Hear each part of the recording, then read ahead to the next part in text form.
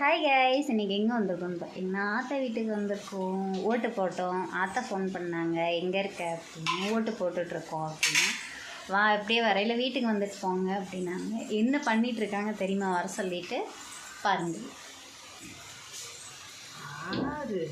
ஆறு வீடியோ இங்கே எடுத்தீங்களா, வடை போட்டுட்ருக்கேங்க.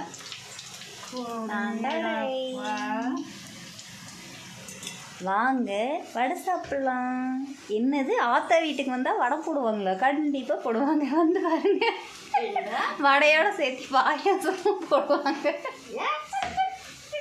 இதுதான் எங்கள் தாத்தா. இங்கே பாருங்க, இங்கே பாருங்க.